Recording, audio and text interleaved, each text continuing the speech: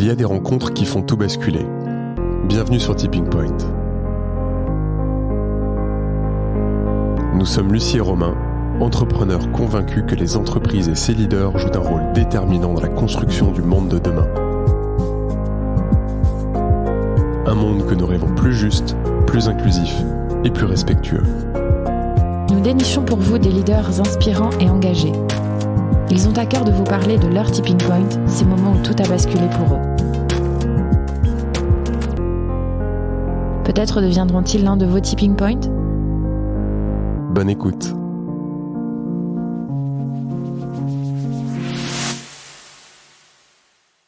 Alors nous sommes aujourd'hui avec Philippe Pierre. Bonjour Philippe. Bonjour Romain. Philippe, j'ai la mission compliquée de te présenter sans rien oublier. Docteur en sociologie de Sciences Po, coach consultant, co-directeur du Master de Management Interculturel de Paris-Dauphine, directeur scientifique d'un certificat manager à l'ère du digital à Sciences Po. Philippe, tu te consacres principalement au management de la diversité, management des générations, des organisations apprenantes et à la question de la motivation des talents. Tu as débuté ta carrière dans le secteur pétrolier, tu as été DRH au sein de L'Oréal pendant 15 ans, tu as été également chercheur associé au CNRS. Et c'est pas fini, tu enseignes dans plusieurs instituts internationaux, l'ESSEC et Sciences Po notamment.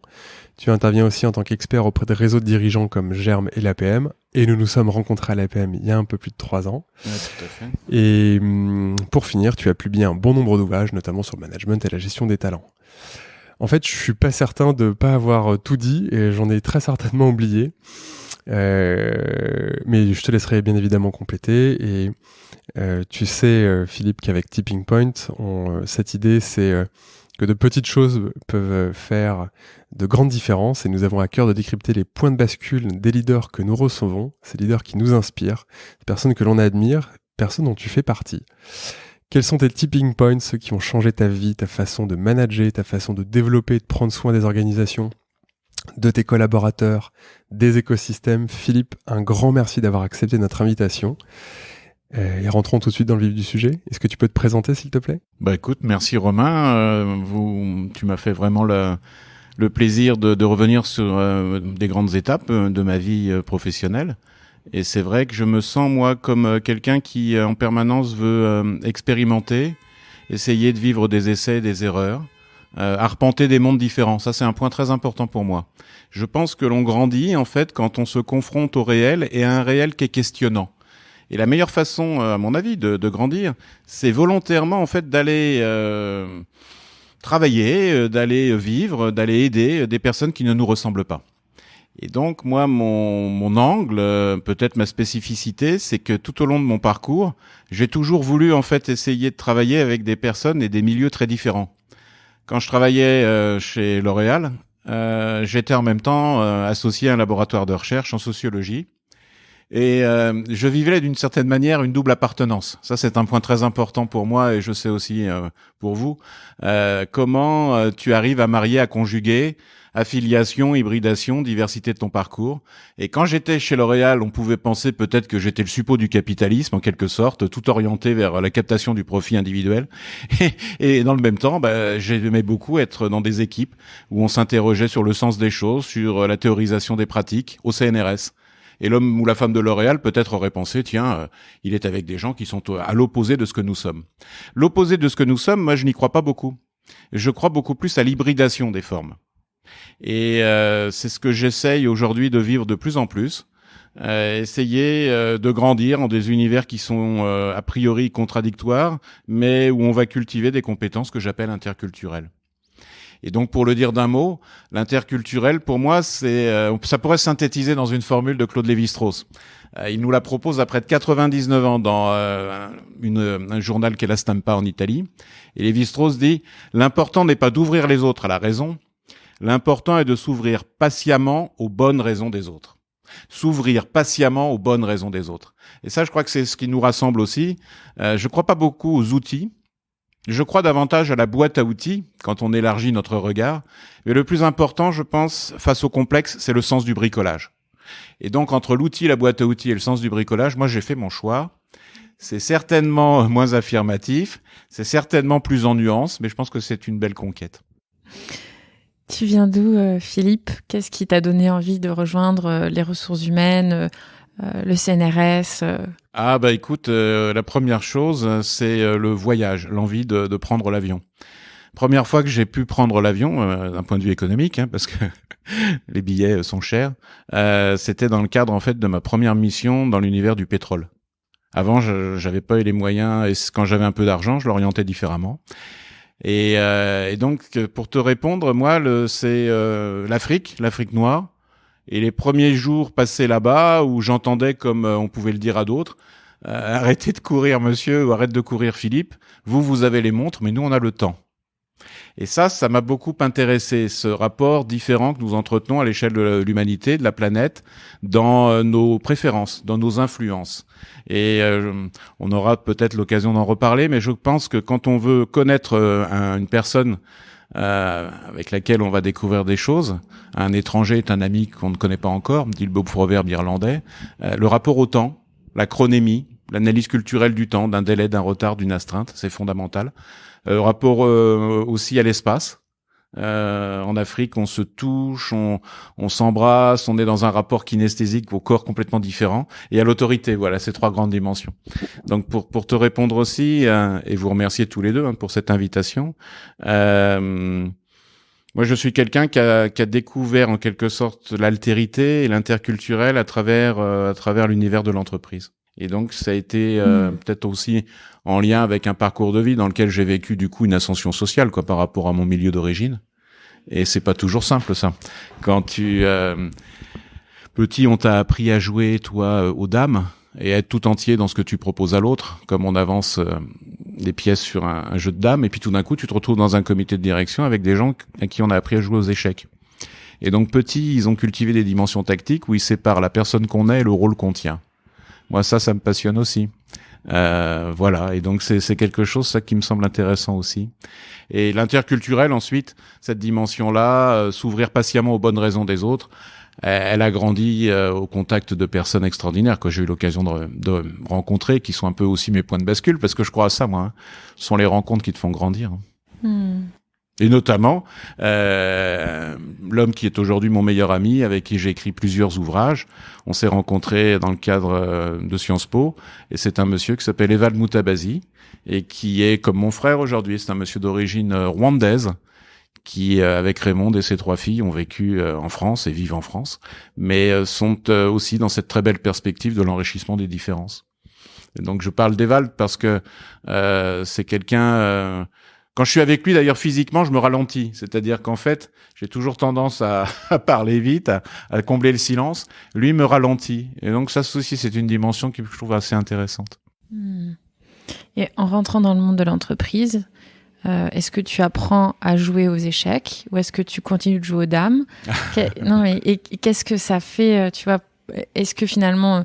tu transformes aussi un peu ta personnalité ou tu t'adaptes beaucoup? Comment tu grandis avec ça? Est-ce qu'à un moment, tu te révoltes aussi un peu? Comment ça s'est passé? Ouais, je pense que si tu veux jouer le jeu des conventions sociales, dans un certain type d'organisation, d'ailleurs, on y reviendra, enfin, je le souhaite si vous voulez, parce que un de mes grands sujets, c'est l'évolution des modes d'organisation. Mais dans un certain type d'organisation, je pense que si tu veux rester sur l'échiquier, tu dois cultiver des dimensions tactiques et être dans un rapport au pouvoir assez clair, quoi. Et en même temps, ce que tu pointes, c'est important, c'est qu'intérieurement, tu peux avoir des dissonances, des tiraillements et des écarts. Ça, je suis extrêmement sensible à cette dimension. Et donc, il y a le rôle social que tu joues, j'y reviens. Puis il y a la personne ou les personnes, cette étrangeté intérieure que l'on a souvent dans ce qu'on nous demande de faire et de ce que l'on fait vraiment, ou ce qu'on a envie de faire. Et donc ça, c'est quelque chose qui me semble intéressant à partager ensemble là. Mais il y a forcément, en tout cas, dans des univers hiérarchiques formels d'ascension, de progrès, il y a certainement à cultiver un jeu tactique et on se pose en s'opposant. Voilà, je vais vous le dire comme ça. Mais ça, ce monde-là, ce monde du où, il ne me convient pas, il ne me convient plus. Moi, je suis quelqu'un qui explore, ou avec d'autres, une sorte d'entreprise archipel ou d'organisation archipel. J'aurais peut-être plaisir aussi à vous en reparler, où la personne fait des ponts, des liens et des correspondances entre les mondes. faire des ponts, des liens et des correspondances entre les mondes. Et donc, du coup, elle se découvre d'une certaine manière un peu plurielle, un peu différente au contact de personnes qui ne lui ressemblent pas. C'était mon cas en Afrique. Puis ensuite, ça a été le cas avec les équipes marketing, merchandising de L'Oréal. Moi, je suis sociologue de formation. C'est pas mon monde forcément. J'ai beaucoup appris avec eux.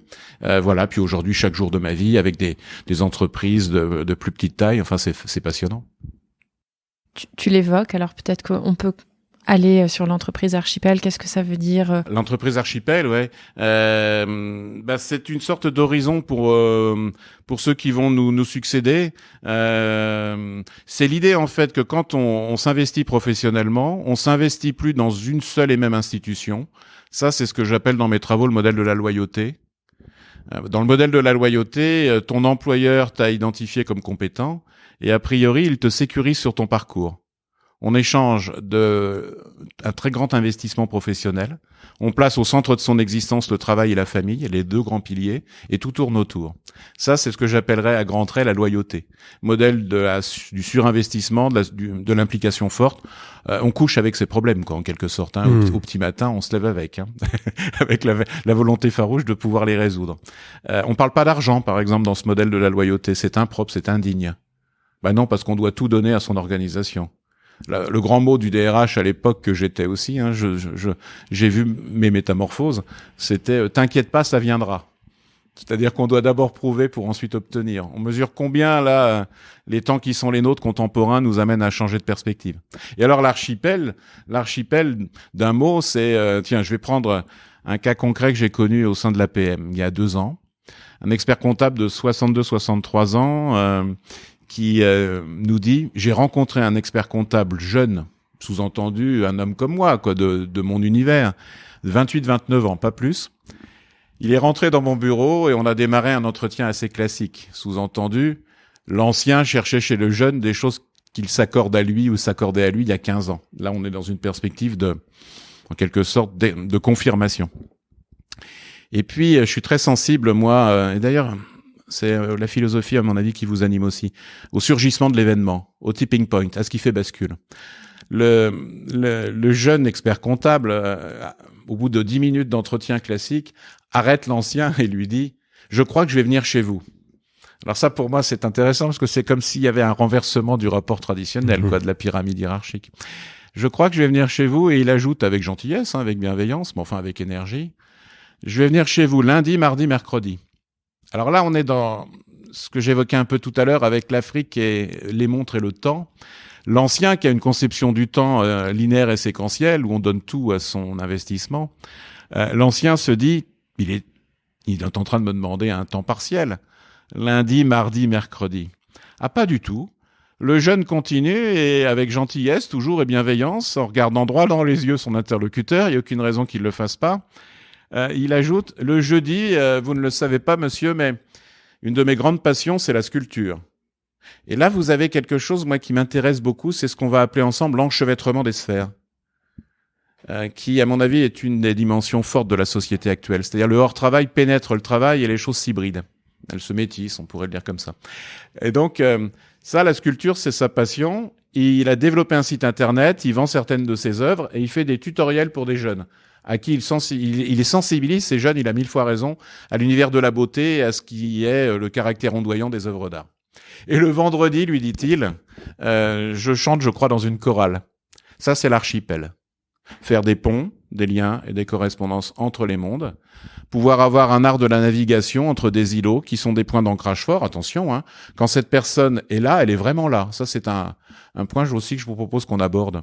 Il y a beaucoup de personnes que l'on croit distanciées. En réalité, quand elles sont là, elles sont intensément là. Mais elles ont le goût du voyage et de la navigation. Et alors cet ancien-là doit faire preuve du coup d'étonnement volontaire, de distanciation du regard, de suspension de jugement. Et alors il a été courageux. Il a embauché cette personne que j'appelle un talent, et je vous propose aussi peut-être qu'on s'en redise un mot de cette notion-là. Il a embauché. Et j'ai eu des nouvelles il y a 3 semaines. Ce jeune est toujours là. Et donc ça, c'est quand même un point très intéressant. Dans un mode d'organisation hiérarchique verticale de la loyauté, le monde de ce monsieur de 62-63 ans, c'est toute sa vie, c'est toute ma vie, comme point de départ. Il a réussi à intégrer quelqu'un qui ne lui ressemble pas. Et donc là, vous voyez, je crois beaucoup à ça aussi, je crois à la coexistence des mondes. Je crois que les choses s'additionnent et plus encore se multiplient. Je ne crois pas en de grands soirs en termes de management. Je crois pas en un passage de l'ombre à la lumière. Je ne crois pas à une libération des énergies qui fasse que nous arrivions à un niveau de conscience qui nous amène à être en toutes circonstances parfaitement capables d'être dans l'interculturel. Ah non, je n'y crois pas. Sociologue un jour, sociologue toujours. C'est-à-dire que je crois beaucoup plus, moi, aux contradictions, à la régulation, à la controverse même. Là, dans ce cas-là, dans ce que tu nous décris, c'est que le dirigeant a été en capacité de construire un pont plutôt que de d'ériger des murs. Exactement, et tu as raison. Il a été capable de faire ce pas vers l'autre même. Parce que il m'avait raconté que même physiquement, tu vois, physiquement, il avait un point de recul. C'est-à-dire que il ne se voyait pas en capacité, lui et ses équipes, de faire preuve d'abord à ce qu'on peut appeler la différence. La différence sur le rapport au temps, je l'ai exprimé, sur le sens des choses et sur ce feu follet, quoi. A priori, hein. Et il a réussi à faire ce travail d'étonnement, qui est toujours un peu de l'ordre d'une violence au début, hein. Ouais, je me souviens d'un épisode de ma vie chez L'Oréal où j'avais reçu en entretien un jeune de 21-22 ans. Il avait de l'avance sur son parcours. Et au bout de 7-8 minutes d'entretien, il m'avait demandé « Monsieur, est-ce que je dois venir travailler chez vous tous les jours ?» Mais ça avait été pour moi mais vraiment incroyable quoi comme question. Et je lui avais répondu, ici on travaille 5 jours sur 7, le 6e et le 7e on réfléchit à ses produits, ça n'a pas créé chez lui de désir agissant. Ça l'a pas mis en situation de forte motivation. Eh ben on était déjà, là c'était il y a plus de 17-18 ans là ce que je vous raconte, hein. Et on était déjà dans les prémices, les points de bourgeonnement de cette entreprise ou cette société archipel. Et là, à l'époque, t'es quel type de manager ? Je suis DRH, en fait, au niveau des marques de luxe de L'Oréal. Dans un beau bureau, j'avais orienté le candidat comme je le faisais en face de moi, un peu plus bas, c'était comme ça. Et là, j'étais intérieurement déboussolé, hein. J'avais vécu une étrange étrangeté, hein. En plus, 5 minutes plus tard, je vous jure que c'est vrai, il m'avait demandé, avec gentillesse toujours, « Est-ce qu'on s'amuse, monsieur, chez L'Oréal ?» Alors là, ça c'était extraordinaire pour moi. Le lieu de l'emploi pouvait être un lieu non seulement d'épanouissement, mais on pouvait y prendre du plaisir. Ben lui, en fait, il avait 1000 fois raison et il voulait manger le dessert en premier. C'est quelqu'un qui souhaitait vivre à la lumière du fun et du carpe diem. Mais, et alors je vous propose aussi peut-être qu'on s'en dise un mot, il y a des conditions à ça. Parce que la différence, moi je l'accepte qu'à condition qu'on délivre du résultat ensuite. Et voilà. Et donc vous voyez ce monde en fait qui nous fait passer en quelque sorte de la pyramide au réseau, du centre à des centres, du contrôle. On va contrôler ton temps, on va contrôler ta présence. Moi j'étais quelqu'un qui accordait du crédit aux gens qui étaient dans mon viseur. Le talent est toujours sur le radar. Un talent, c'est quelqu'un qui est dedans, dehors. C'est quelqu'un qui arpente des mondes et qui crée chez nous une forme d'étrangeté. Hein. Là, je crois beaucoup à ça. Ce jour-là, j'avais fait preuve de courage parce qu'en fait, j'avais un peu pensé contre moi-même. Et oui, j'avais avec d'autres, jamais seul. On avait décidé en fait de l'intégrer à nos équipes. Et on a eu raison, car c'est quelqu'un qui a mené plusieurs projets. Sur des grandes marques dans l'univers des cosmétiques et on a encore, quand on prend l'avion, la chance d'acheter les parfums en fait auxquels il a pensé. Donc ce jour-là, j'ai eu raison de pas le mettre tout de suite de côté. Quoi. Tu nous as parlé de tes métamorphoses tout à l'heure. Ouais. Tu peux nous en donner un peu plus là parce que c'est le Philippe que tu me décris. Moi, c'est pas le Philippe que je connais. Ouais, c'est étonnant. Donc, ouais, c'est étonnant. Hein. Là, il y a à l'époque, ouais, j'étais capable d'aller voir nos équipes et avec sérieux, mais conviction, j'étais capable de dire à quelqu'un, tiens, à 19h, hein, si je voyais la personne prendre ses affaires, tiens, tu prends ton après-midi. Ah ouais. Et à 20h, t'es à temps partiel. On avait comme ça des choses qui sont incroyables. Hein. Donc là, il y a un tipping point. Là, il y a quelque chose de l'ordre de la découverte de soi. J'étais tout entier dans ce que j'étais. C'est un peu étonnant d'ailleurs de vous le dire comme ça, ouais, parce que j'étais autre, mais dans d'autres univers. C'est-à-dire que j'avais pas encore fait métamorphose. J'ai pas encore réussi à concilier en moi véritablement les contraires. Donc quand j'étais chez L'Oréal, je cultivais le rôle certainement du DRH, et quand j'étais au CNRS ou dans les cours aussi que je pouvais faire au CELSA, à Sciences Po ou à l'ESSEC, je crois que je cultivais à ce moment-là encore une autre facette identitaire. Là, on est en quelque sorte l'addition des choses. Et c'est donc l'organisation qui ne t'a pas permis d'être véritablement toi-même, qui t'a mis dans un mode de fonctionnement? Oui, l'organisation, l'organisation, je pense, mais c'est vrai d'un laboratoire de recherche, c'est vrai d'une institution du supérieur ou d'une grande entreprise privée. L'organisation, elle amène à façonner un type de personnalité, une manière d'appréhender le dialogue, le travail avec les autres, qui est toujours à un moment donné une norme dominante. Et ça, du coup, c'est intéressant parce qu'on peut le relier à la notion de talent et à ce jeune qui me demande est-ce qu'on s'amuse, monsieur, chez L'Oréal. Et à qui, d'ailleurs, j'avais répondu, la plus grande salle de réunion chez nous s'appelle la salle de confrontation. C'était quand même exceptionnel. C'est mon monde d'origine, hein. Thèse, antithèse, synthèse. Se poser en s'opposant. Pousser ses idées, pousser ses produits. C'est quand même mon monde d'origine, hein. Et lui, en fait, c'est une manière de te répondre et peut-être de penser ma métamorphose. J'avais en face de moi quelqu'un de différent, et c'est la première marque d'un talent. Un talent, c'est quelqu'un qui te percute dans tes évidences et qui te touche à l'essentiel par son art du questionnement. C'est ça un talent. Et donc, j'ai su plus tard qu'il avait une deuxième caractéristique du talent, c'est qu'il délivre du résultat. Sinon, dans nos organisations, ça peut être très trompeur, hein. Tu as des gens qui sont des champions du monde de l'entretien de recrutement, mais qui ne délivrent jamais. Je m'en méfie beaucoup. Ou qui te promettent beaucoup d'empathie, beaucoup de générosité, de libération des statuts hiérarchiques, mais quand tu les vois on l'évoquait un peu tout à l'heure en préparation, mais quand tu les vois au terrain dans la vraie vie, ils sont extrêmement rugueux. Ils sont incapables de distanciation du regard. Donc un talent pour moi, c'est 3 choses rapidement. C'est quelqu'un de différent, d'excellent au bout de quelques semaines. Et la 3e chose, c'est qu'il est généreux. Il transmet aux autres parce qu'il a écouté activement. C'était le cas de ce garçon, Thomas. Tour de main, bonne pratique et coup d'œil. C'est-à-dire des choses qui, dans l'organisation, font réussir sans qu'on ait pu les écrire. C'est ce que le philosophe Michel Serres appelle l'énergigramme. C'est joli. L'énergigramme, c'est l'univers des talents, c'est l'intelligence de la relation. L'organigramme, c'est le monde un peu cadenassé de ceux que j'appelle, avec un peu d'ironie, des hauts potentiels. Ceux-là, ils chassent en meute, en général. À terme, ils emportent l'adhésion de ceux qui sont puissants, ils peuplent les comités de direction, et d'une certaine manière, ils ont abattu les talents. Les deux sont nécessaires, puisqu'en fait, on est polémos et agapé, on est adversité et en même temps capacité d'aller vers l'autre avec amour. Je crois aux deux, moi. Mais il faut accepter, en fait, qu'il y ait cette contradiction. C'est pour ça, j'insiste, hein, que pour moi, il n'y a pas de grand soir. Il n'y a pas d'humanité qui, tout d'un coup, générera d'un homme ou d'une femme nouvelle. Non, je crois pas à ça. Je crois au travail long et patient de s'ouvrir aux bonnes raisons des autres. Alors du coup, il y a quelque chose qui a dû se passer en moi pour qu'à un moment donné, je m'ouvre aux bonnes raisons des autres, quoi. Et que je ne cesse de dire, tiens, à 17h30, tu prends ou à 18h ou 19h, tu prends ton après-midi. Et le talent, j'insiste sur cette dimension aussi, c'est quelqu'un qu'on doit protéger. Surtout quand il est dans des organisations dirigées par des hauts potentiels. Ah où oui. il faut être dans le viseur. Parce que quand on est hors cadre, Exactement. quand on est un peu comme ce Thomas qui te pose des questions et qui vient te heurter, peut-être même parfois dans ton ego. Dans mon ego, dans ma vie, dans la construction de mon existence. Ah oui, oui. Là, ces personnes-là, ils sont protégés par qui ? Les talents doivent être protégés par ceux qui considèrent qu'une organisation, en fait, est intéressante si elle marque des différences, première chose.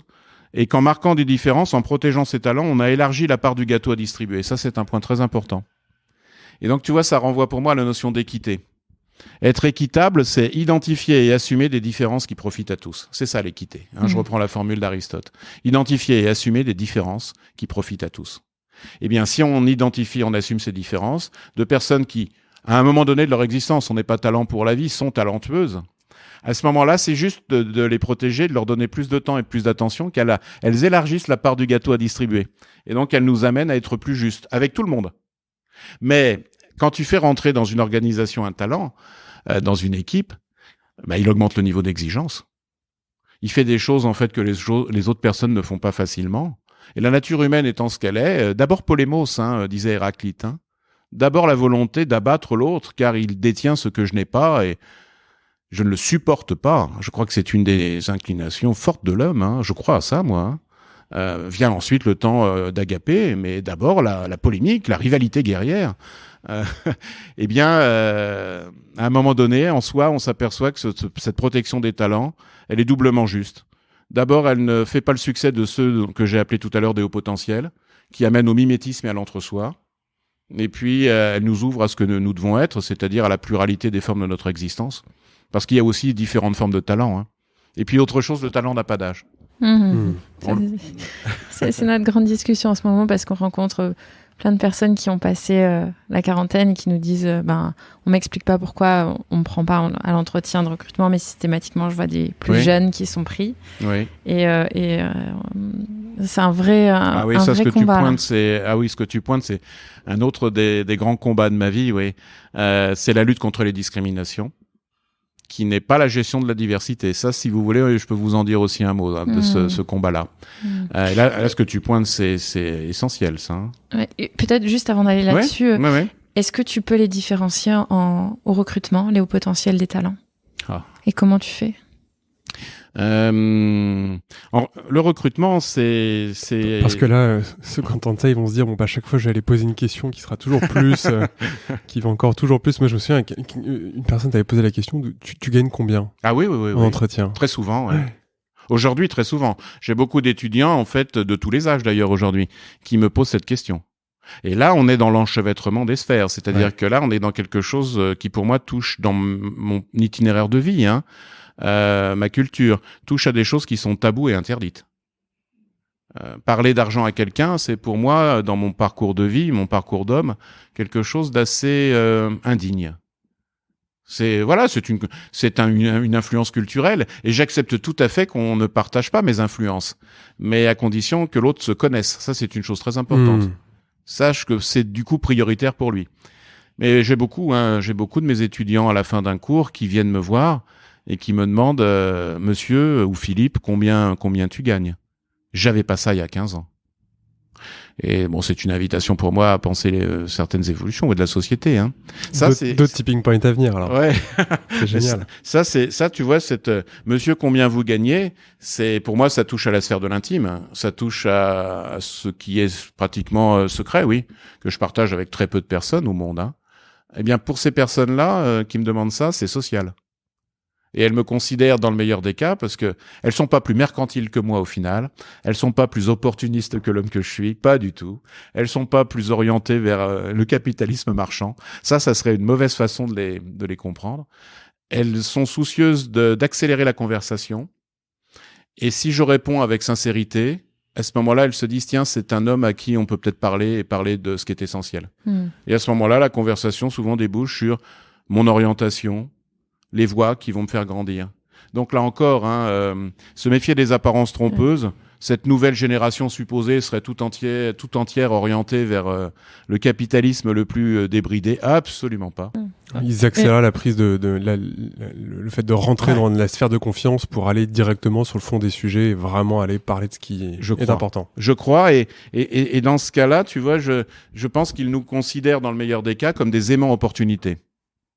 Des carnets d'adresses sur pattes, des îlots d'un archipel, c'est-à-dire des possibilités de co-construire un itinéraire de vie avec des personnes qui vont à un moment donné être des jalons dans une existence. Ça d'ailleurs, j'en ai la confirmation en tant qu'enseignant. Pour ça que dès l'âge de 23-24 ans, j'ai toujours eu 5, 6, 7, 8, 10, 15 jours par an où j'enseignais toujours, souvent à des publics beaucoup plus âgés que moi au départ. Mais ça, c'est une magnifique occasion de se connaître aussi. Et donc, des années plus tard, aujourd'hui, j'ai cette très grande chance d'avoir des personnes qui me donnent de leurs nouvelles et qui me disent, parfois avec un peu d'ironie, mais gentillesse, tiens, ça y est, je gagne plus que toi. Mais absolument pas pour se poser en s'opposant, pas dans la culture du haut, mais pour vivre d'autres chantiers. Et donc, si on revient au recrutement, est-ce que... le recrutement, écoute, là, il y aurait énormément de choses à dire, mais j'insiste toujours, moi, sur la suspension de jugement.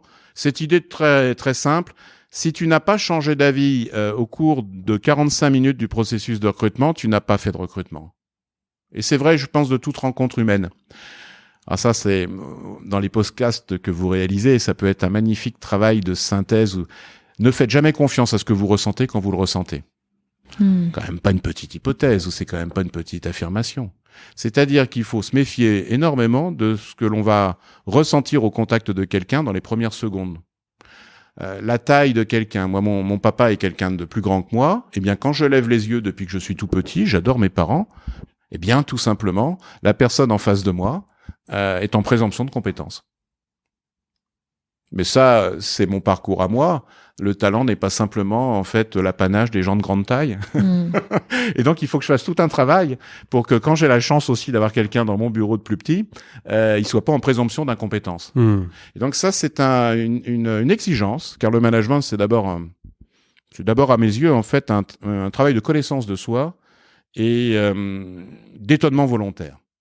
Il convient de vouloir. Ça, c'est quelque chose que Vladimir Yankelevitch nous donnait à voir. Il s'agit de vouloir. Surtout quand on est fatigué. Quand on est fatigué, on a toujours tendance à accorder du crédit aux gens qui nous ressemblent. L'entretien, on le ralentit pour te répondre. Et on va vouloir très tôt, très vite trouver des points de confort. Et donc, il faut pas confirmer, il faut explorer. Pour explorer un entretien de recrutement, si tu vois, si vous voulez, je vais sur des choses plus concrètes. C'est jamais en un seul lieu physique. On doit marcher quand on veut connaître quelqu'un. Et donc, en tant que DRH, au début, j'étonnais, moi, car j'ai beaucoup marché à ce moment de ma vie en entretien de recrutement. C'est pas évident, ça, hein. Jamais donc en un seul lieu physique. Deuxième idée, jamais en une seule fois. Comme on appréhende une œuvre d'art. On se déplace dans la salle du musée, on appréhende la chose sous différents angles, le faisceau d'indices, et on vient revoir sous une autre lumière, sous une autre humeur personnelle. C'est très important. Jamais en un seul lieu physique, jamais en une seule fois, et la troisième chose, jamais tout seul. Avoir la chance de partager son avis avec quelqu'un qui ne partage pas ce que nous avons en tête du point de vue des valeurs, des attitudes et de comportements. Mais enfin, il y a un socle commun, quoi. Et donc, pour te répondre, c'est un pari, c'est un jugement d'attribution, un recrutement. C'est donc le point de départ, c'est ne pas faire confiance à ce qu'on ressent quand on le ressent pendant au moins 15 minutes. Et puis ensuite, essayer aussi de mettre la personne en d'excellentes conditions. Je crois pas du tout, moi, au binôme good guy et bad cop, pour essayer de cerner, en fait, les points saillants d'une personne. Non, je crois à cet art de la conversation. Et puis quand tu marches, quand tu marches avec quelqu'un, tu passes de la convivialité à l'intimité. Un peu comme les philosophes grecs, les péripatéticiens, les présocratiques, s'attachaient à marcher ensemble en petits groupes, en petites communautés choisies, à regarder dans la même direction. Et comment tu marches ensemble pendant le Covid ? Ah, là, oui, tu touches un point très bon, oui. Bien, la période du Covid, en fait, elle nous a amené à rebattre les cartes et en tout cas à nous envisager différemment dans notre rapport au temps. Les réunions que nous avons pu faire, nous continuons de faire à l'écran, sont des moments d'accélération ressentie du temps. Nos réunions sont davantage séquentielles et linéaires. Une réunion après l'autre. Tiens, je suis à Zoom à 9h15, sur Teams à 14h15, il faut que j'y sois. Donc on a une sorte d'intensification du rapport au temps dans la présence à l'autre, via les écrans. On est dans un rapport proxémique, c'est-à-dire l'analyse culturelle de l'espace physique complètement différent. Comment créer de la confiance à distance, on y parvient, mais via cette société des écrans. Et puis ça reconfigure aussi un troisième niveau, c'est l'autorité légitime. Rapport au temps, rapport à l'espace, rapport à l'autorité. Les effets de la crise sanitaire, on n'est qu'au début de cette métamorphose. Mais on y parvient, je pense qu'on y parvient. Et donc tu peux faire un bon recrutement sur Zoom. Ouais, je pense, oui, sans marcher. Je pense que tu peux le faire et après tu vas considérer que quand tu auras la chance en fait d'être en coprésence physique, eh bien d'une certaine manière on continue de recruter parce que le temps de l'intégration, c'est un temps de création de confiance. On est souvent dans ce découpage des actions, notamment dans l'univers des ressources humaines. Il y a le sourcing, élargir son vivier de recrutement, il y a le recrutement, il y a l'intégration, la gestion de carrière. Ça, c'est ce qu'on m'a appris tout petit. C'est un rapport au temps séquentiel et linéaire. Faut penser différemment. Pour te dire, une fois que la personne est avec toi, que dans une usine, par exemple, elle est à tes côtés, tu vas observer la façon dont elle converse avec des personnes de toutes origines ou de tout statut hiérarchique. On poursuit toujours, à mon avis, la création de confiance, qui est d'abord en fait au centre d'une activité de recrutement. La création de confiance. Tu partages ça ? Oui, tout à fait.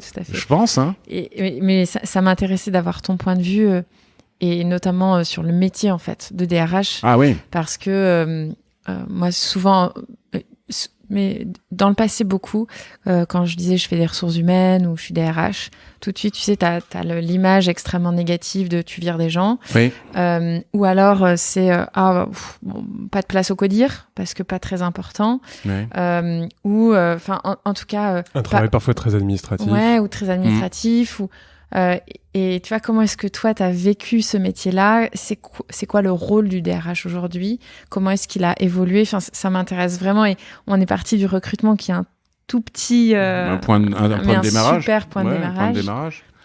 Mais mon regard sur la fonction, je pense pas si je reprends des catégories usuelles, je pense pas qu'on soit vraiment utile à être des business partners. Si on est dans cette typologie, on est plus des sense makers. C'est-à-dire quelqu'un qui exerce en ressources humaines, c'est quelqu'un qui va s'étonner volontairement, je vais te répondre comme ça, qui va se méfier en fait de l'opinion commune. Par exemple, qui va être capable d'identifier des personnes talentueuses après 55, après 60 ou 65 ans, qui va les faire revenir dans des séances de formation alors qu'elles sont en retraite. On trouvera le format contractuel. Qui va s'attacher d'une certaine manière à se casser les os de la tête. Moi, une qualité d'un DRH, c'est de vraiment d'être celui ou celle qui, et c'est pour ça que c'est très énergivore, est en situation de rebattre les cartes, de ne pas considérer comme acquis que si on a identifié quelqu'un une fois comme un très haut potentiel, il le sera pour la vie. Non. Donc ça, c'est une première façon de te répondre. Puis après, il y a une autre façon de répondre, c'est un DRH, c'est quelqu'un qui notamment doit faire binôme avec ses dirigeants ou trinôme.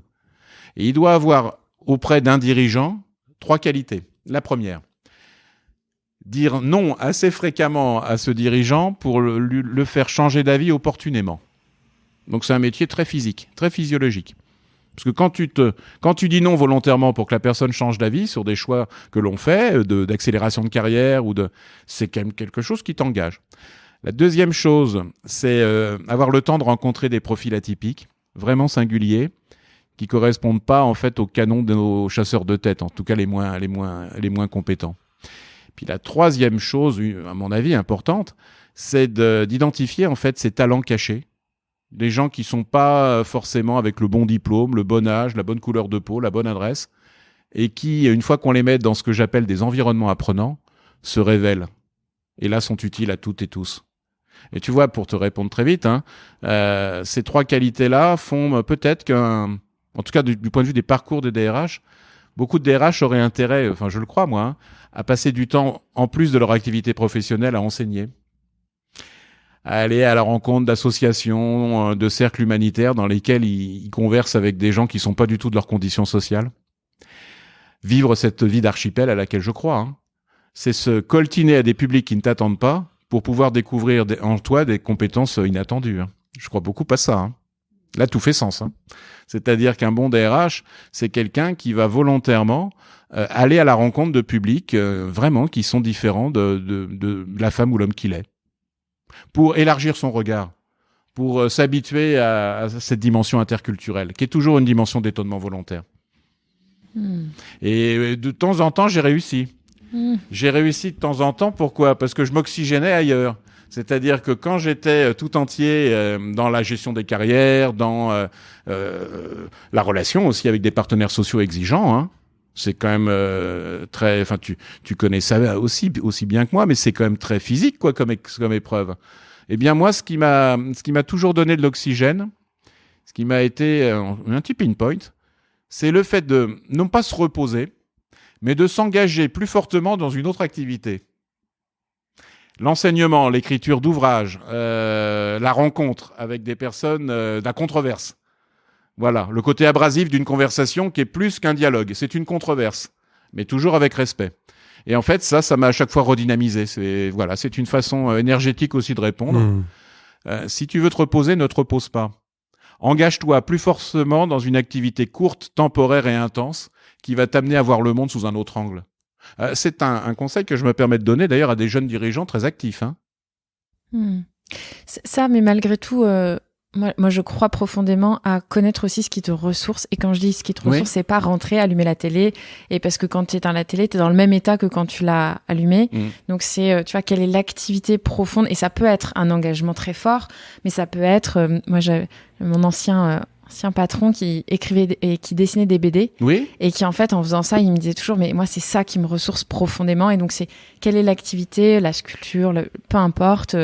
la course à pied, en tout cas, de vraiment connaître, tu vois, ce qui profondément te fait du bien, mais véritablement, et pas juste, j'ai fait 2 heures la sieste. C'est peut-être pas ça qui va en fait te ressourcer complètement. Ah, mais je partage tout à fait ce que tu exprimes.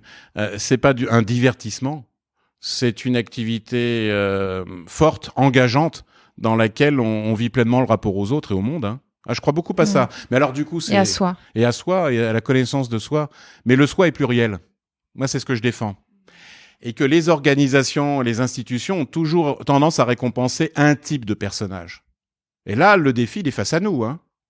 Parce que si je suis femme et homme ou homme archipel, c'est que à l'intérieur de moi, je sens que mes pensées peuvent être de gauche et de droite. Mes pensées peuvent être fidèles à un ancrage familial et de temps en temps être en infidélité à cet ancrage. Et ça, cette étrangeté, je la ressens. Ce qu'il y a devant nous, c'est que les organisations, les institutions le reconnaissent. Et d'une certaine manière, valorisent les compétences qui sont les nôtres et qui sont plurielles. Et donc, on aurait droit à différents temps de ressourcement, on aurait droit à différents temps d'expression de nos identités, on aurait droit, en fait, avec Michel Soquet, qui est un de mes grands amis, nous écrivons, là, cet été, nous portons le point final à un livre qui s'appelle L'homme archipel, l'homme avec un grand H. Du droit à être pluriel. C'est l'enjeu, hein. Et ça, c'est aussi une des choses sur lesquelles j'ai beaucoup travaillé, notamment quand tu es à l'étranger. Comment tu vis ce que les psychologues appellent des stratégies identitaires. Comment tu joues à être étranger pour conquérir du pouvoir en situation. Tu vas t'habiller différemment, tu vas porter chapeau, tu vas mettre un badge qui te signifiera jeune africaine du Sud, et tiens, on est en connivence. Tu vas changer ton accent, tu vas parfois changer ta couleur de peau, le whitenings. Ça, c'est aussi une des choses qui continue de me passionner. J'appelle ça manipuler en situation son ethnicité, c'est-à-dire donner à voir à l'autre quelque chose de l'ordre de la connivence culturelle qui va faire qu'on est plus facilement entré en contact. Mais là, hein, on est vraiment dans ce qui m'anime, hein, la dissonance, le tiraillement, le caractère ondoyant des situations.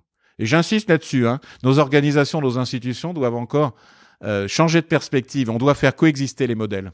Et donc, quelle organisation et on part d'où pour aller où? On part d'où pour aller où? Très rapidement, je pense que, en tout cas, peut-être que le point original, c'était un communisme primitif, c'est-à-dire que ça, c'est peut-être le point de départ réel. En tout cas, dans nos sociétés industrielles, moi, le point de départ, très rapidement, je l'appelle modèle de la loyauté, je l'ai évoqué un peu, hiérarchique, pyramidal, tu donnes le stylo à quelqu'un, tu lui dis « dessine-moi l'entreprise », la personne n'aura pas de doute, surtout si on est du côté des pays latins.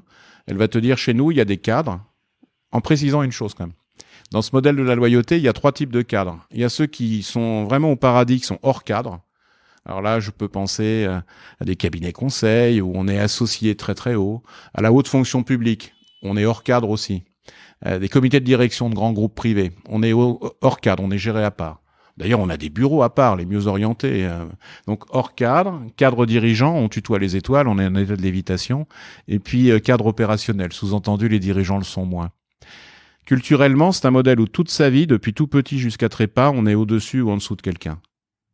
Pour le dire de manière très rapidement, je le raccroche à notre Occident.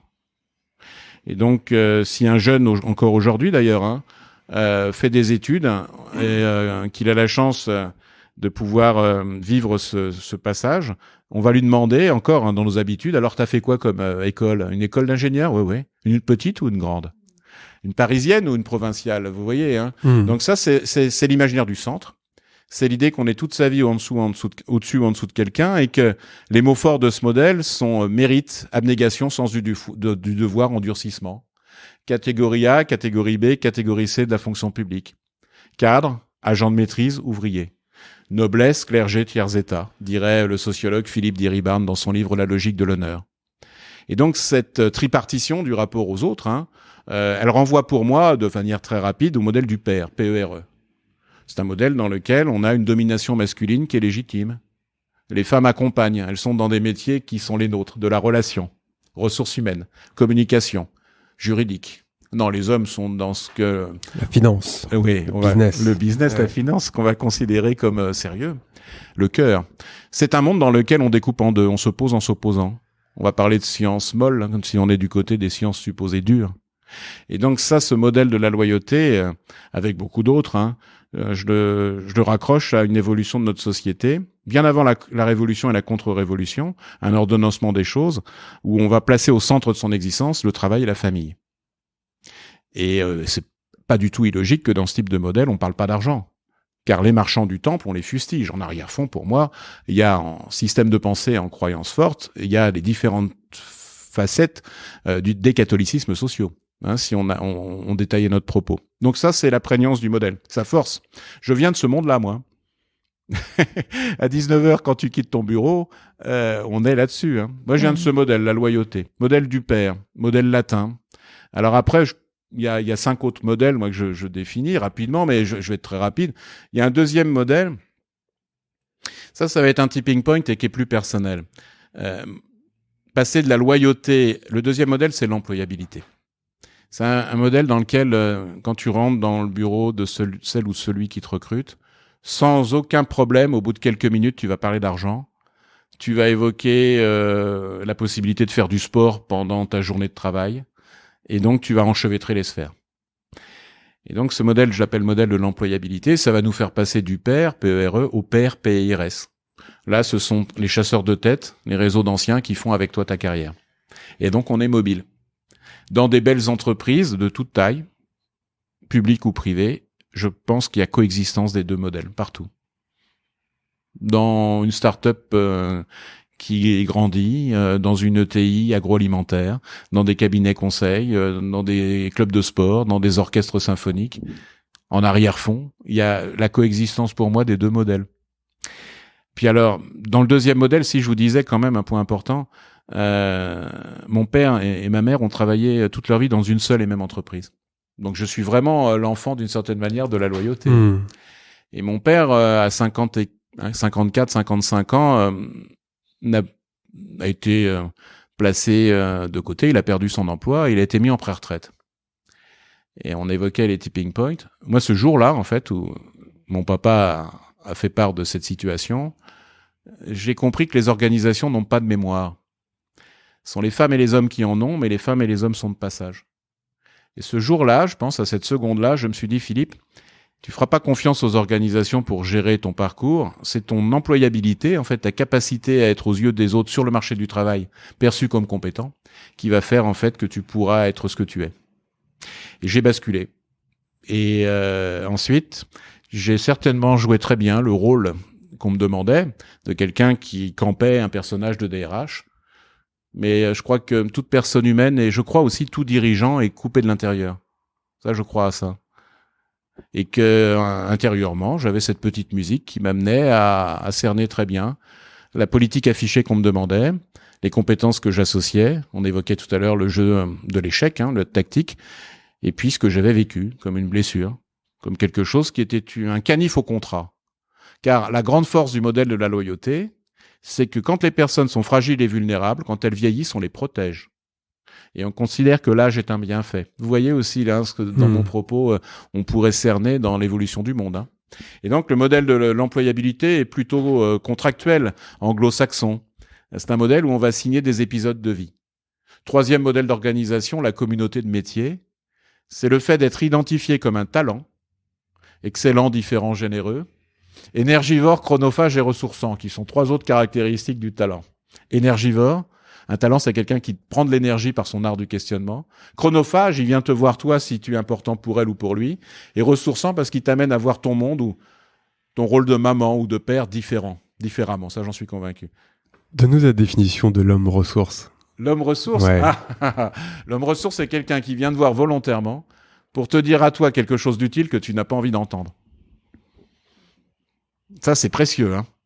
Il nous en faut toujours 2 ou 3 dans une vie. Ouais, moi, c'est la question que j'allais poser. personnes qui vont écouter le podcast, c'est vous avez combien d'hommes ressources dans votre entourage? Si vous n'avez personne, waouh, prenons-le ensemble comme un point de vigilance. Hein. Et dans le premier modèle, la loyauté, comme on a fait des guerres ensemble, tu vois, c'est l'imaginaire un peu guerrier.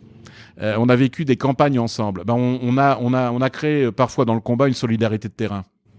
Donc on a des anciens qui sont capables encore de te dire tiens sur telle situation t'as été parfaitement pas à la hauteur de ce que j'attends de toi et ça te permet de grandir dans ton de changer ta personnalité ou de grandir.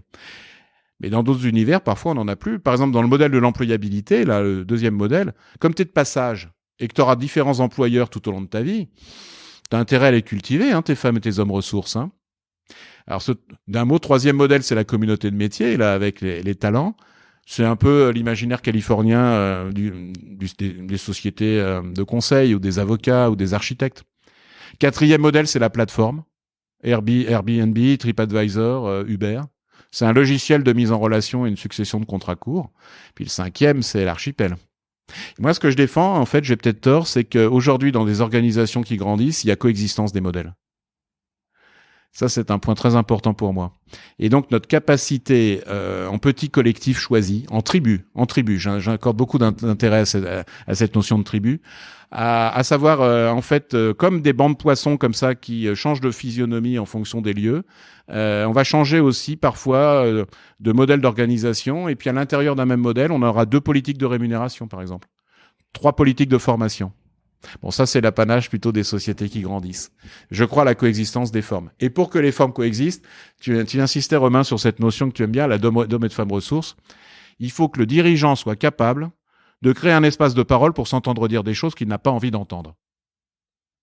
Créer un espace de parole pour s'entendre dire des choses qu'il n'a pas envie d'entendre. Et ça renvoie aussi à l'utilité du DRH. Ouais, et moi, je vois le mot égo qui clignote, là. Oui, ce que j'allais dire, c'est qu'il faut que le dirigeant retisse des liens avec son lui profond. Ouais. Avec ce qui l'irrigue, avec ce qu'on évoquait tout à l'heure, ce qui fait substrat. Qu'il soit capable d'un lien dynamique entre les racines et les ailes. Hein. C'est moi aussi ce que je crois. Hein. La société du Who, elle m'a constitué, la société du Who. On est de gauche ou de droite, on est Beatles ou Stones. Et même quand on est Beatles, on me demandait quand j'étais jeune ado. T'es plutôt Ringo ou... Ouais, t'es plutôt Ringo, George Harrison. Alors tu sais, bon, on était toujours en fait dans cette obligation d'étiquetage social à nous placer dans une case. Mais la société est devenue un meuble à tiroir. Et si on croit au meuble à tiroir, ce qui fait vivre, à mon avis, intensément, c'est de changer non seulement les tiroirs du meuble, mais de refonder les meubles. C'est le mouvement de la société archipel. Hein. C'est, à mon avis, l'horizon d'un DRH ou d'un dirigeant aujourd'hui. C'est de se sentir lui-même en situation comme ça, d'accepter les nuances, d'accepter les étonnements forts. Et voilà, c'est un enjeu que j'appelle interculturel, avec bien d'autres. Hein. Quand on est face à quelqu'un qui ne nous ressemble pas, il y a 3 manières au moins d'agir. La première, c'est une perspective que j'appelle monoculturelle. Je te transforme en chose, et la chose, c'est moi. Moi, le père, et toi, mon fils. Moi, l'ancien, et toi, le jeune. Moi, le parisien, et toi, la femme ou l'homme de la province. Hein. Je prends à dessein cette expression. J'aurais dû dire politiquement correctement quelqu'un de province. Enfin, quelqu'un de région, pardonnez-moi. Mais on m'a bien fait comprendre que j'illuminais le monde, moi, le parisien, au centre des choses. Et que j'étais capable de porter la fait électricité, l'éducation, de libérer la cause des peuples encore aujourd'hui. J'en ai parfaitement conscience de cette arrogance totalement déraisonnable. Mais elle est constitutive de mes racines. Ça, c'est un point de départ. Et puis, il y a toujours en fait un cheminement qui est celui de l'interculturel, dans lequel, deuxième stade, le monoculturel, le verbe fort, j'assimile. Je te transforme en chose et la chose, c'est moi. Je crée le progrès en d'autres terres que la mienne. Hein. On voit tout à fait le mouvement historique. Hein. Bon, cette perspective monoculturelle, elle est asséchante. Elle est injuste même pour ceux qui subissent cet effet de domination. Donc le deuxième perspective, c'est multiculturel. Ce sont des organisations dans lesquelles on a des gens différents et qui vivent côte à côte. Mais on se connaît pas vraiment. Et donc là, c'est un quartier, par exemple, qui serait ordonné au travers de communautés. Quand ces communautés en leur sein vivent ensemble, en fait, ont la chaleur du signifiant. Elles partagent une monnaie commune, un drapeau commun, mais rarement en fait des trajectoires hybridées communes. Donc ça, c'est le deuxième temps de la rencontre, hein, pour moi. C'est une perspective multiculturelle, et le verbe fort, ça serait coexister. On coexiste. Et notre conversation et puis les questions aussi que vous avez la gentillesse de me poser m'amènent à défendre cette troisième posture interculturelle. Changer en échangeant sans se perdre ni se dénaturer. Changer en échangeant sans se perdre ni se dénaturer. C'est une expression que j'emprunte au grand philosophe de la relation, Édouard Glissant, l'homme des archipels. La pensée qui nous amène à fustiger les peuples qu'il appelle ataviques, qui ne connaissent que des racines tu parlais de murs tout à l'heure, de portes qu'on referme, et qui, la philosophie de la relation nous amène à faire ces ponts, ces liens et ces correspondances entre les mondes. Et à un moment donné, à accepter, en fait, ces temps d'un bricolage qui sont toujours aussi exigeants et souvent difficiles, hein. Quand je me levais, moi, à 17h30 dans une réunion au CNRS, et je disais, je dois passer au siège de L'Oréal pour finir un dossier, pas simple, hein, d'être dans des institutions qui acceptent que tu vives intensément ailleurs, hein. Et ben, c'est l'enjeu. C'est l'enjeu notamment pour des jeunes dirigeants qui sont tellement investis avec passion dans leur projet qu'ils attendent sans même s'en rendre compte que l'autre donne tout entièrement son énergie au projet qui est le sien. Et là, se referme la porte, alors que ce jeune est enthousiaste et généreux, hein, se referme la porte du monoculturel. C'est plus fort que lui. Il ne comprend pas que la personne puisse exister vraiment en différents lieux du monde. Là, je sais que c'est quelque chose qui vous touche et vous intéresse aussi beaucoup. Je pense notamment à ces jeunes qui ont l'envie de redéfinir les frontières de l'entreprise, recomposer un social d'une autre nature, et qui, par faute d'hommes et de femmes ressources, de gens qui ont le courage de leur dire des choses que les autres leur disent pas, finalement déploient un seul mode de gouvernance ou une seule façon d'être finalement avec les autres. Et ça, je pense que c'est un piège dans toute institution, de toute taille. Et ce piège, nous l'avons baptisé d'un mot monoculturel, hein. C'est cette perspective qui assèche, où tu veux toujours que l'autre se transforme en la personne que tu es. C'est quelque chose qui me semble important. Et alors, Philippe, pour revenir à toi, et on était là dans une espèce de schizophrénie, en fait, entre le Philippe, en tout cas, un peu avec, tu nous disais, deux manières d'être, le Philippe qui à 19h va dire, t'as pris ton après-midi, et puis au CNRS avec une autre manière d'être. Tout à fait. Comment et pourquoi, enfin, à quel moment tu vas un petit peu ou pas réconcilier les deux, ou qu'est-ce qui fait qu'aujourd'hui tu nous tiens tout ce discours, tu vois, et que tu veux, tu t'es forgé aussi des convictions très très profondes que tu mets en œuvre réellement aujourd'hui. Alors d'abord il y a le travail, on l'a peu évoqué, mais il y a un travail qui a toujours été le mien d'écriture. J'incite les plus jeunes à prendre la plume et à poser sur le papier, en fait, ce qu'ils considèrent des points importants, les choses sur lesquelles ils ne transigent pas. Ça, c'est quelque chose, c'est un exercice auquel je crois beaucoup. Et donc ça, ce point de fixation, ce point d'ancrage, c'est une chance qu'on se donne à soi. Plus il y a urgence, plus vous avez de succès en business, et plus d'une certaine manière, vous devez vouloir. Plus vous devez prendre le temps, en fait, d'un acte qui est de fixer sur le papier des choses qui, à vos yeux, sont importantes. Et ça, tu vois, dans les points de bascule, dans ces ouvertures, en fait, je vois les points de bascule comme des ouvertures. Ça a été un moment important. Le fait d'écrire des livres, et notamment d'écrire des livres avec des personnes qui n'avaient pas du tout ou peu les mêmes opinions que moi. Ça, ce travail de la controverse, où on est fort, où on cherche à être puissant dans l'argumentaire. Je crois que ça fait énormément grandir. Donc ça, c'est l'écriture. La deuxième chose, c'est que j'ai toujours conservé l'enseignement. Et quand je rentrais, il y a encore 2 ans, quoi, avant qu'on ait le confinement et puis que nous soyons dans cette situation, j'espère temporaire, j'en avais parlé avec Romain, mais je rentrais dans un amphithéâtre, j'avais aucun jeune qui me regardait, hein. Donc ça, tu vois, comme invitation à se casser les os de la tête et à s'étonner volontairement, c'est puissant quand même, hein. Quand j'étais tout jeune, le professeur arrivait, on n'avait pas vraiment envie, mais on se levait. Alors parfois on avait envie parce que c'était quelqu'un qu'on estimait beaucoup. Et moi, il y a encore quelques temps, là, je rentre dans un amphi, j'ai personne qui me regarde, et il tape mon nom sur Internet pour voir qui je suis. Il trace mon histoire de vie et il m'accorde du crédit si j'existe ailleurs, qui sont 2 caractéristiques de ce mode de fonctionnement. C'est quand même une invitation là à ne pas juger trop vite, car je m'empresse de dire que ensuite je travaille très bien avec ces personnes qui ont 21, 22, 23 ans, mais profondément différemment. Pourquoi ?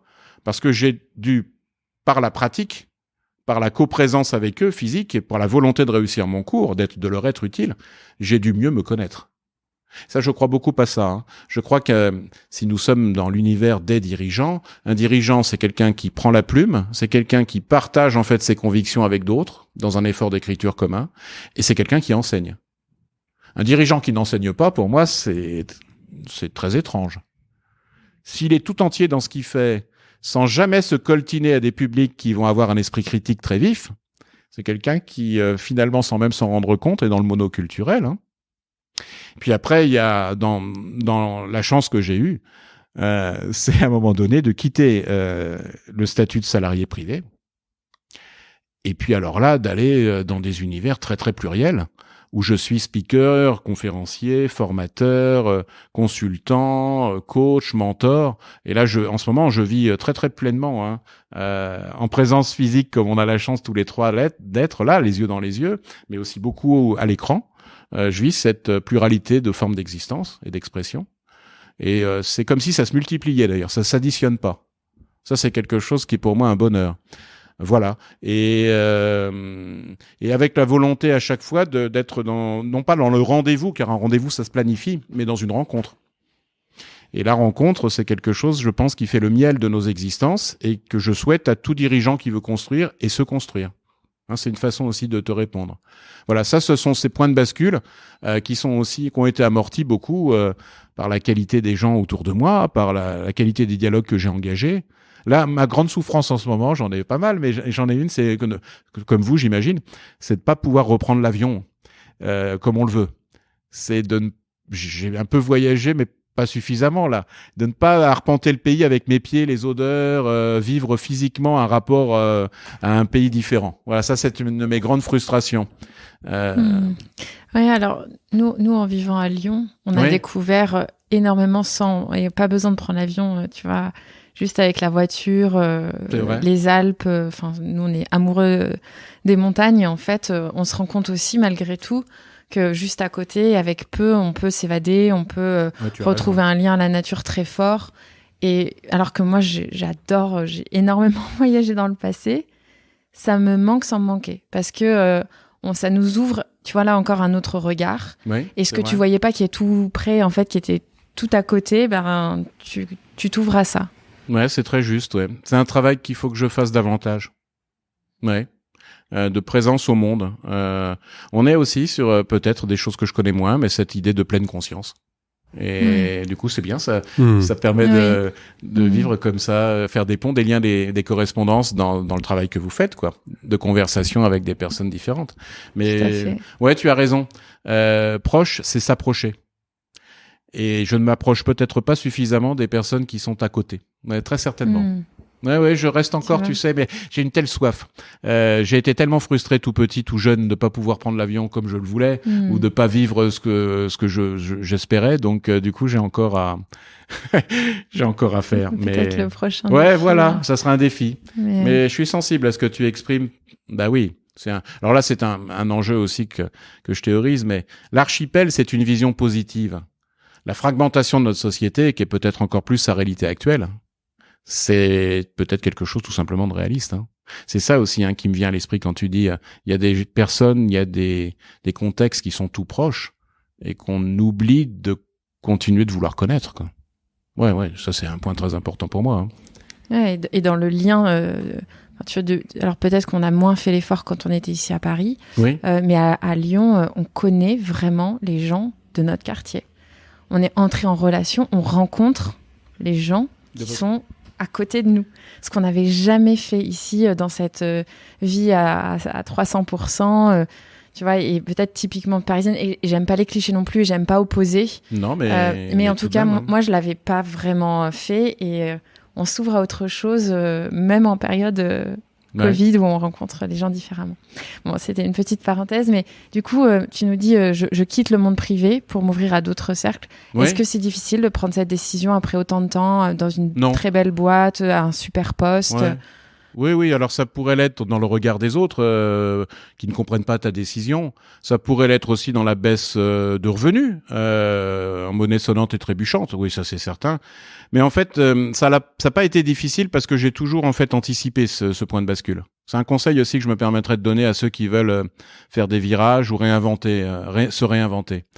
C'est que pour reconnaître, il faut connaître.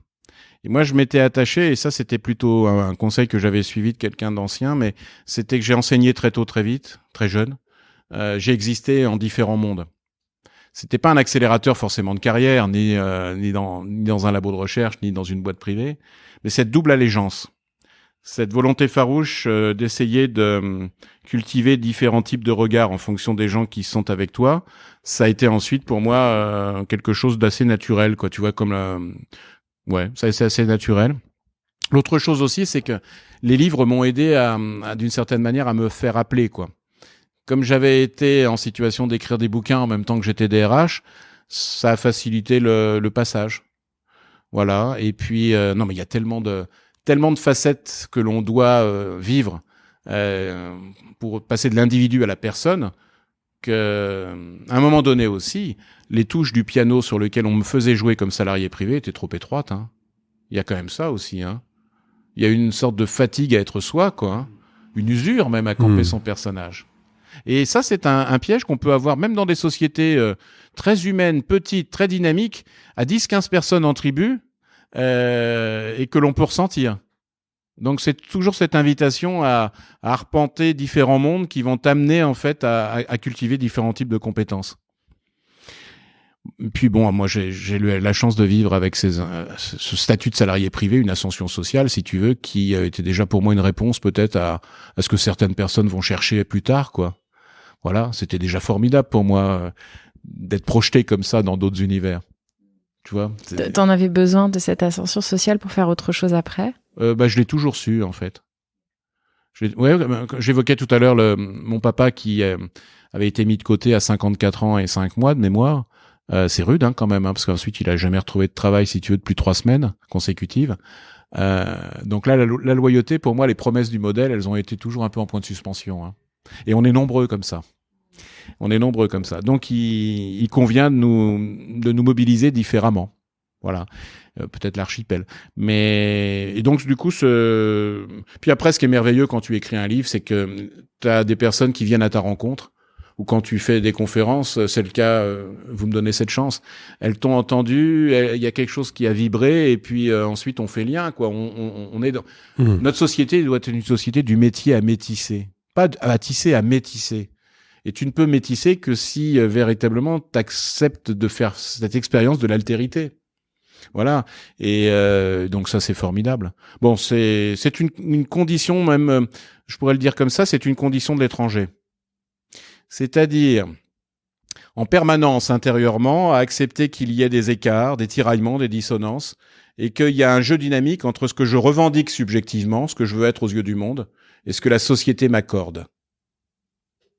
Et donc cette perspective m'a toujours beaucoup intéressé. Ce que je revendique subjectivement et ce qui m'est socialement accordé.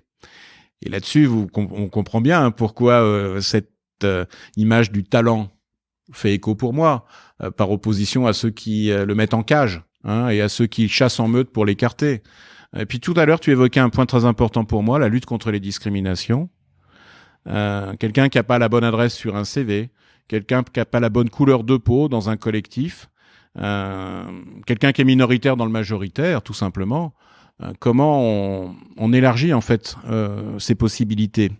Moi, ce que je crois, c'est qu'on les élargit pas par des politiques qui sont pensées ailleurs que chez nous.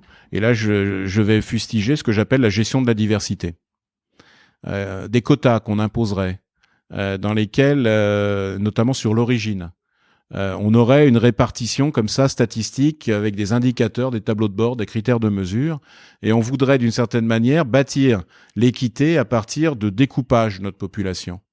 Je crois que moi ça ne correspond pas à ce que nous sommes en Europe. et particulièrement en France. Nous avons un imaginaire politique de l'invisibilisation des différences. Je ne suis pas préfet d'origine camerounaise. Non, je suis préfet. Je suis pas citoyen avec une petite caractéristique supplémentaire. Non, je suis citoyen ou pas. Et à partir du moment où je suis citoyen français, nous sommes d'une commune humanité. Et ça, c'est quelque chose que, avec d'autres, Dominique Schnapper appelle ça l'invisibilisation des différences. Ça, pour moi, c'est une notion qui renvoie à l'équité et même à notre devise républicaine. Hein. Et ben, notre devise républicaine, elle lutte contre les discriminations. Elle sanctionne les puissants quand ils sont défaillants. C'est pas une politique qui va jouer sur l'image de marque, sur des tableaux de bord, sur des quotas qu'on met en avant, puis ensuite on va suspendre. Non, ça c'est un de mes engagements aussi, hein, dans les livres que j'ai pu écrire ou dans les conférences que je suis amené à faire. Attention à ne pas faire vivre dans nos équipes des outils qui ont été pensés en d'autres territoires que le nôtre. Et là, je pense très clairement au découpage de la société américaine entre des personnes qui souffriraient et des personnes qui feraient souffrir. Ça, c'est pas tout à fait ce que nous avons vécu. Mais le combat est le même. Hein. C'est à un moment donné de récompenser ceux qui le méritent. Mais les voies d'accès ne sont pas les mêmes, notamment politiques.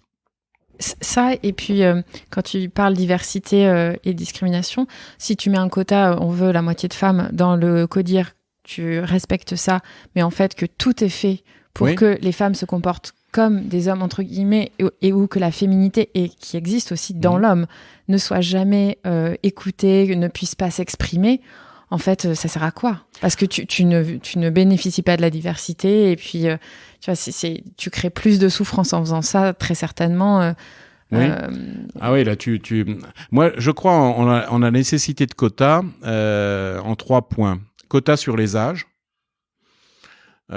pour notamment protéger les personnes les plus fragiles et vulnérables du fait de leurs conditions physiques, donc par exemple, quotas sur les âges. Je crois à l'utilité des quotas pour les personnes en situation de handicap.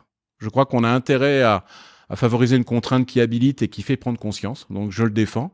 Et quotas aussi sur le rapport homme-femme, notamment dans les listes en politique. Je crois à cette utilité-là. Je crois aussi à l'utilité de quotas dans les conseils d'administration. Mais là, ce que tu pointes, c'est intéressant, parce que ce que tu as dit dans les comités de direction. Eh ben, mine de rien, c'est une sacrée question, ça.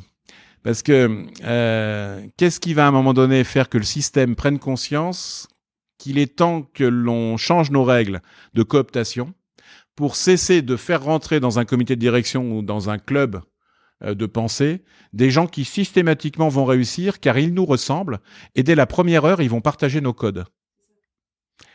Et en fait, je prenais homme-femme, mais on pourrait prendre de nationalités différentes. En fait, à partir du moment où tu laisses pas exprimer la diversité, Oui, à partir du moment où tu n'acceptes pas que sur un même sujet, on ait d'abord une très grande pluralité de manière d'appréhender le sujet et ensuite de le solutionner. Là, tu restes dans l'apparence des choses.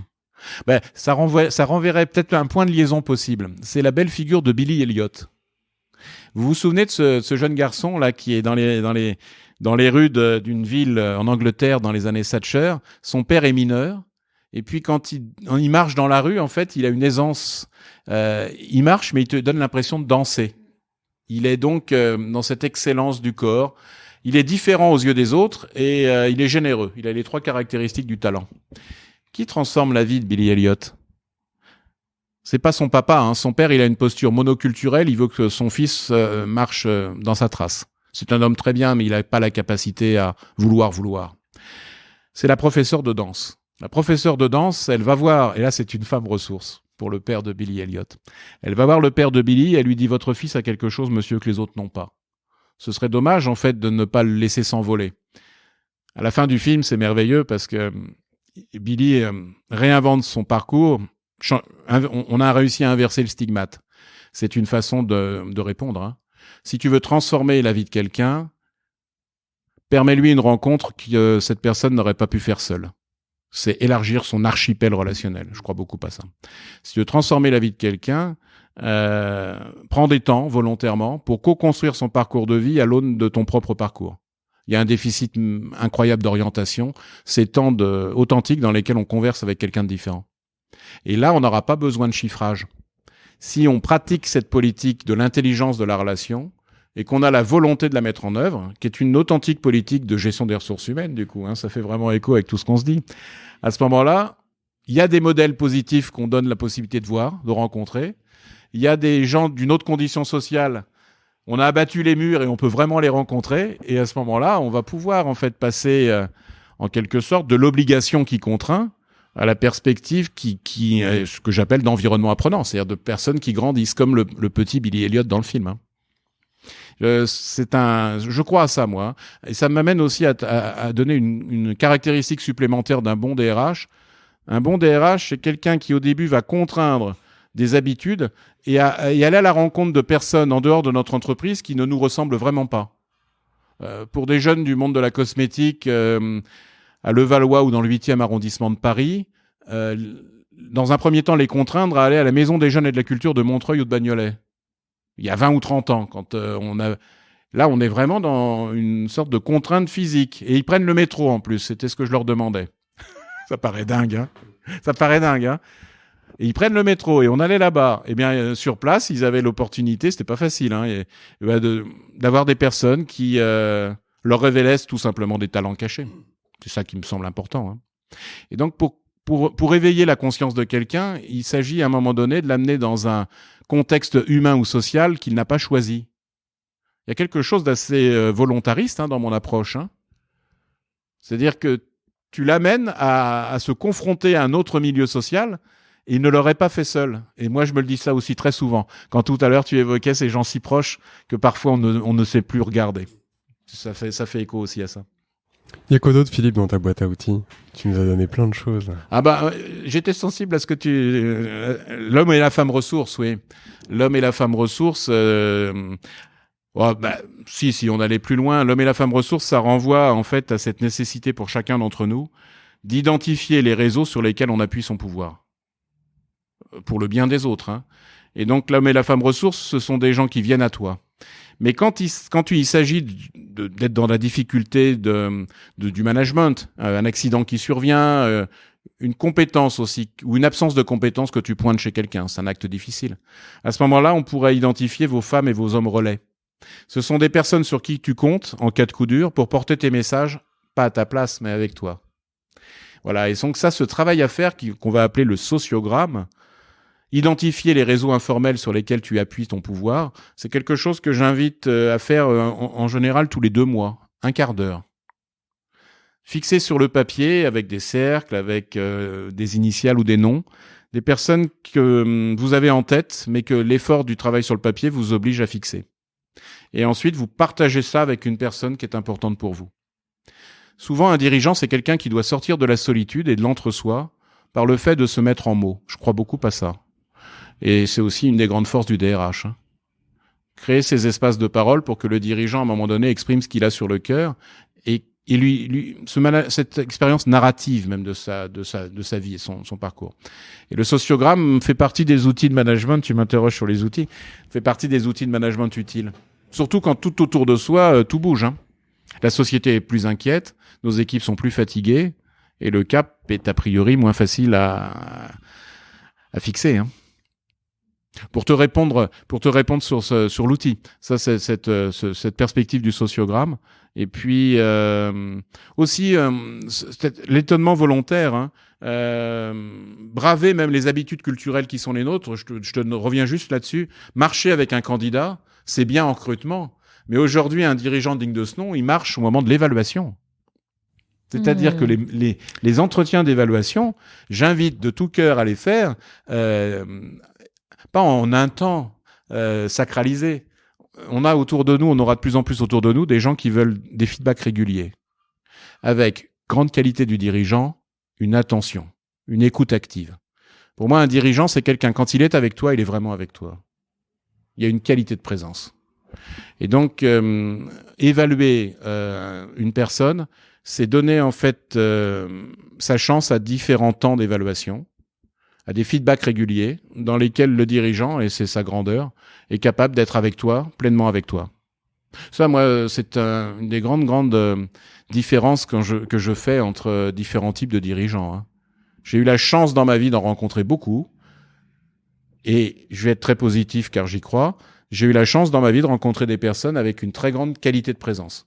Quand elles sont avec toi, elles sont vraiment avec toi. Et elles ont capacité à s'abstraire en fait de la complexité, de la difficulté, parfois de la fatigue physique. Et elles te donnent en fait ce temps apprenant et qui fait grandir. Il s'agit pas de... Voilà, ça c'est pour te répondre aussi, j'y crois beaucoup. Cette qualité de présence en fait qui est comme tu l'évoquais aussi tout à l'heure, ça se cultive. Pour se reposer, faut pas se reposer, faut se ressourcer encore plus. Ça se cultive. Oui, et notamment les tout premiers enregistrements qu'on faisait à la fin du podcast, enfin de l'épisode, de l'enregistrement. Moi, j'avais juste envie de dormir. J'étais hyper fatiguée. En fait, tu vois, dans cet exercice-là, si tu n'es pas présent, tu ne peux pas enregistrer, tu ne peux pas converser avec l'autre parce que tu te relis pas, t'es pas présent. Et donc, c'est un super exercice et ça te montre à quel point, en fait, c'est d'être pleinement présent. Oui, tu as raison. Tu vois, est aussi énergivore et à quel point te ressourcer et prendre soin de toi et de te connecter à ce qui te ressource te permet d'être pleinement présent. En tout cas, je sais pas si ça a été un tipping point de faire tipping point pour moi, si. mais tu vois, en tout cas, cet apprentissage, il est assez fort. Ouais, mais je l'entends tout à fait.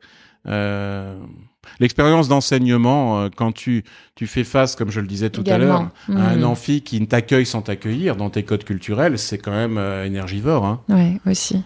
Et là, j'ai très peu cité d'ouvrages dans notre conversation. La logique de l'honneur de Philippe Diribarne, j'ai évoqué un peu Michel Serres, mais quant à mes étudiants, j'ai des souvenirs comme ça, je leur parle de Michel Serres, je leur donne un ouvrage de Michel Serres.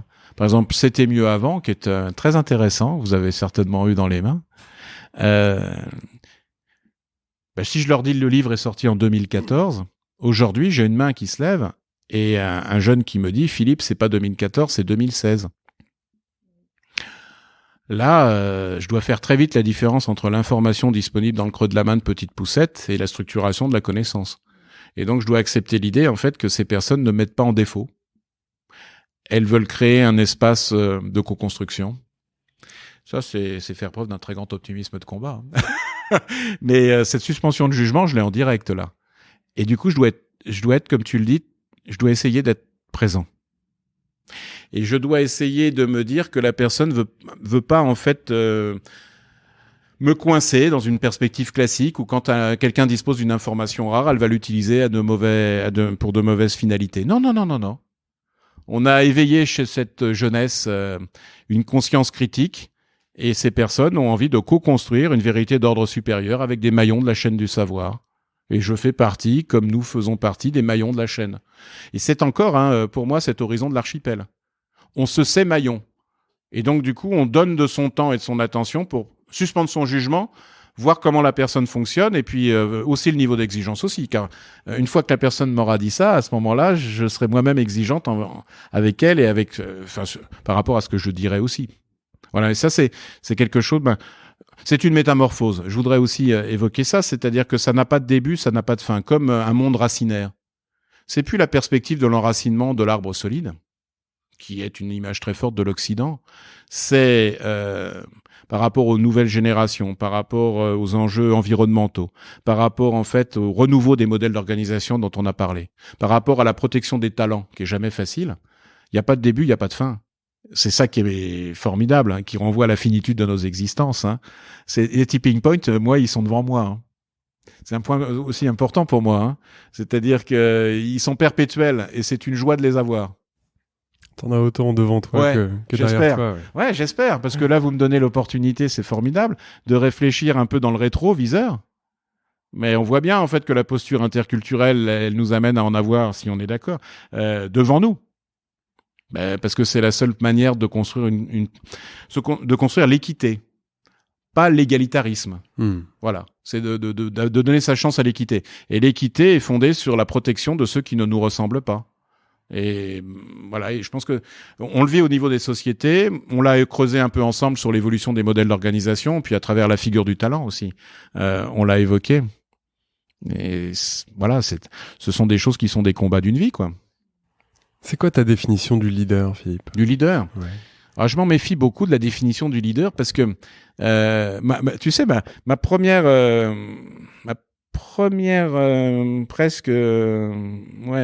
première chose que je ferais, là, tu vois, reprenant la société du où, ça serait de te répondre assez mécaniquement. Un leader, c'est pas un manager. Un leader, il porte la vision. Un manager, il aménage les contraires. Ça serait une mauvaise façon de te répondre. Donc, je vais essayer d'être plus pertinent. Un leader, pour moi, c'est quelqu'un qui s'interroge beaucoup sur sa capacité à créer autour de lui une équipe de leaders. Moi, je viens d'un monde dans lequel il y a le monde du père, hiérarchique, vertical, pyramidal, dans lequel le leader serait capable de rupture, de création, seul, et en tout cas, à un moment donné, il fait des choses que les autres ne savent pas faire. Très bien. Bon, ça, c'est un peu solitaire comme approche. Je pense qu'aujourd'hui, dans l'économie qui est la nôtre, les économies enchevêtrées, un leader, il a peut-être d'abord intérêt à se demander qu'est-ce qui va faire qu'à un moment donné, je vais trouver ma place dans une équipe dirigeante, une équipe de leaders, avec une rotation des responsabilités.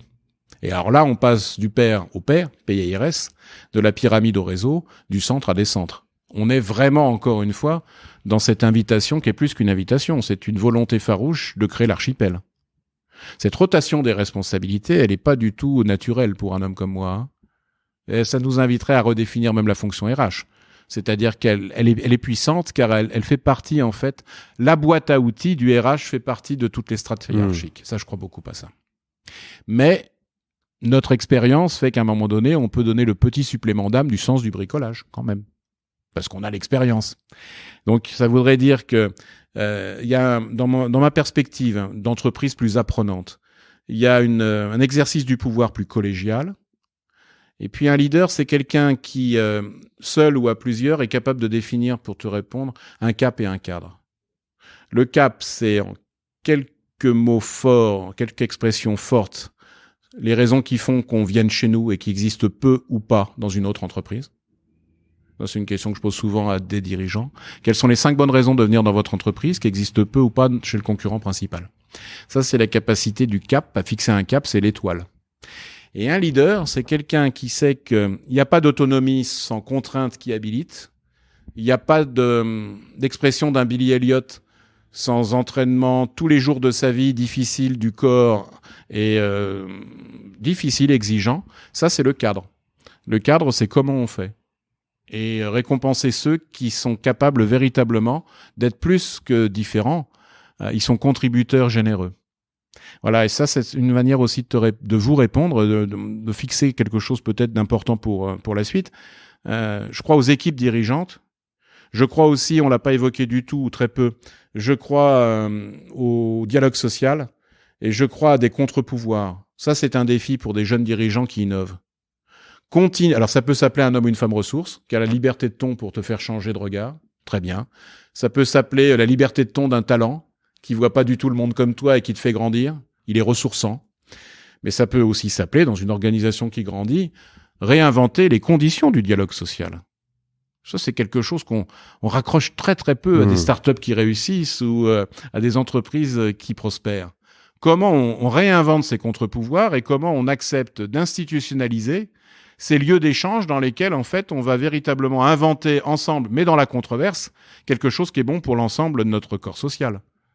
Si j'étais courageux, ça ferait partie des certificats que je voudrais développer aussi. Quand je dis certificat, c'est des moments de formation. Ça existe à Dauphine. Ça existe peut-être aussi à Sciences Po. C'est-à-dire que dans une même promotion, ils mettent des DRH et des syndicalistes qui suivent le même programme. Ça, c'est formidable. Ouais, je trouve ça super intéressant. Et c'est parce que ça participe de ce en quoi je crois. C'est dans le travail fait en commun qu'on arrive à accéder à l'expérience de la différence et qu'on découvre l'autre. Mais si tu ne mets pas côte à côte, et parfois si tu ne le forces pas, ça n'advient pas. Ça n'advient pas.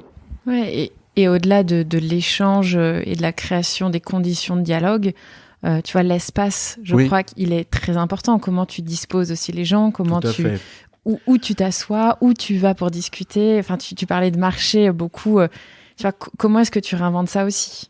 Alors là, tu as 1000 fois raison. Monsieur, est-ce que je dois être là tous les jours? C'est une invitation à s'étonner dans le rapport au temps. Là, tu pointes ce qu'on appelle dans l'anthropologie la proxémie. La proxémie, c'est l'analyse culturelle de l'espace. Et donc serrer la main, ne pas serrer la main, regarder dans les yeux, au-dessus d'un masque, on voit comment la Covid et ses effets ont reconfiguré le rapport de communication. Et puis là, tu pointes quelque chose d'important, c'est essayer de briser nos habitudes, et en faisant qu'une personne occupe à un moment donné dans un moment de dialogue social une autre place, c'est l'amener en fait à pivoter sur elle-même pour voir les choses différemment. Ça, je crois beaucoup à ça. C'est une façon, avec des recrutements de personnes expérimentées, c'est ce qui m'arrivait de faire en deuxième entretien. Je leur disais, tiens, prenez mon fauteuil, et moi je me mets à la place de celui ou celle que je reçois. Et puis on va prendre un sujet, puis vous allez être Philippe Pierre, puis je vais m'attacher à être le candidat qui souhaite travailler avec vous. Je crois beaucoup à ça. Hein. Alors ça, c'est un plaisir que j'ai cultivé au fur et à mesure de mon existence, c'est le plaisir du jeu, J-E-U, le jeu. Moi, je viens pas de ce monde-là, hein. Je viens d'un monde où on se pose en s'opposant. Le jeu, J-E. Et donc tout mon propos, hein, c'est de nous faire basculer en fait de la pyramide du jeu, des égos dont tu parlais, à cette perspective plus en tribu. Hein. Il y a beaucoup de signes dans la société, moi, qui m'amènent à penser à un gouvernement des choses en petites tribus comme ça, en petites communautés choisies complémentaires. Il y a la tribu du réseau social qui isole. Il y a certainement des possibilités pour demain de mettre différentes communautés choisies ensemble pour créer quelque chose d'un autre type. Là, ça serait d'une certaine manière l'archipel de l'archipel. Hein. Mais c'est possible, me semble-t-il, hein, à travers ces écrans, ces nouvelles technologies, du rapport à l'autre et la connexion. Il y avait un livre de Michel Serres qui avait été écrit par Pierre Lévy, universitaire canadien fameux, et Michel Autier, grand mathématicien, épistémologue. Et ils avaient produit en fait un livre magnifique qui s'appelait Les arbres de connaissances. Et les arbres de connaissances ont donné lieu ensuite à un logiciel de mise en relation qu'ils ont façonné en différents univers, humanitaires, associatifs, entreprises publiques, entreprises privées, administration. Et quand dans une rue, tu as quelqu'un qui, avec habileté, sait faire la cuisine, et que dans la même rue, parfois dans le même immeuble, mais on ne se connaît pas, tu as quelqu'un qui peut avoir du temps pour éveiller les enfants à une pratique artistique. Le logiciel met en relation. C'est le ballon de football de l'équipe de sport. Et en fait, moi, je crois qu'on a inventé ces ballons de football, ces logiciels de mise en relation, ces points de connexion qui vont faire que l'archipel est en connexion avec un autre archipel. Et là, on dépasse en fait la finitude ou la solitude de nos existences.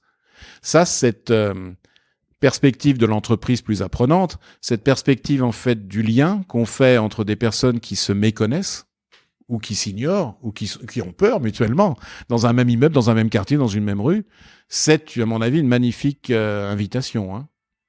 Et les arbres de connaissances avaient été pour moi un des points intéressants de fixation. Ce livre est très très intéressant.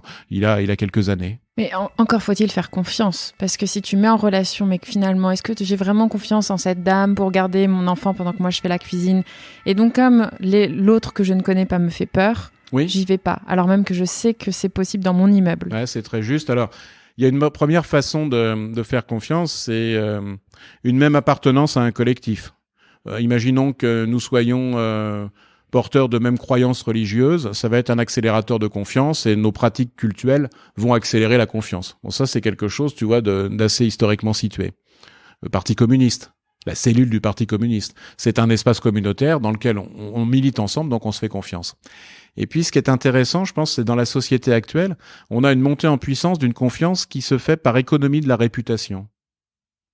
Puisque je vais avoir une bonne évaluation sur le réseau social que j'arpente, eh bien, cette confiance, elle va être énormément influencée par cette économie de la réputation et des classements.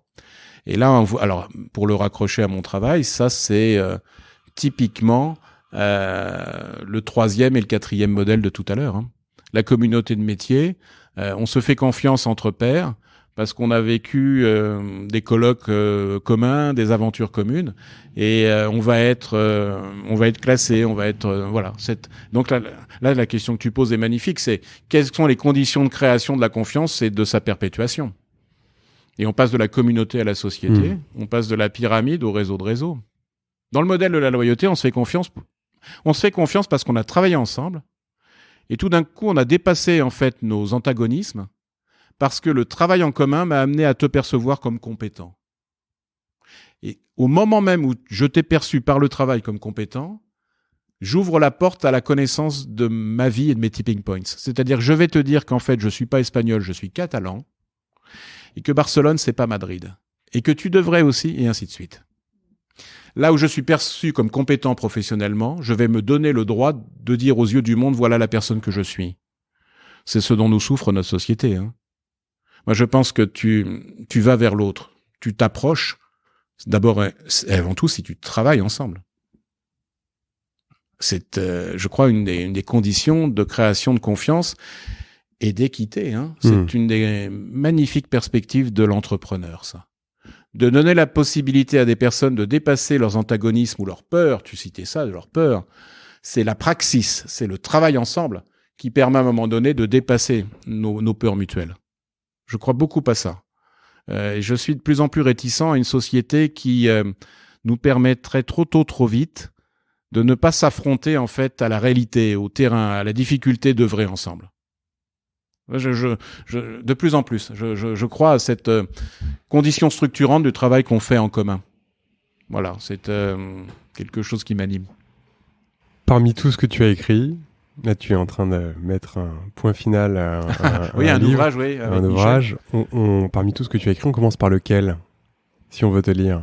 On commence par des ouvrages qui ne sont pas les miens.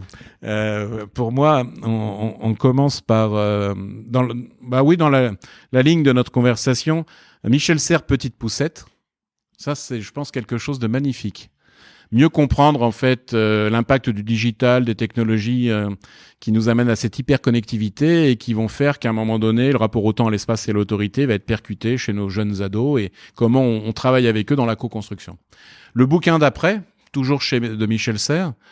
Pour moi, il est toujours présent. Il est disparu il y a maintenant près de 3 ans, mais à 84 ou 85 ans, il continuait de produire et beaucoup. Et il avait écrit C'était mieux avant, qui est la suite de Petite Poussette.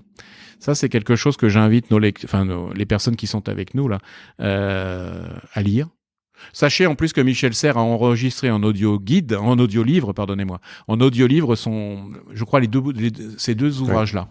Donc quand pour ceux qui aiment l'audio. Voilà, ouais. C'est vrai, et je pense que ça peut être intéressant.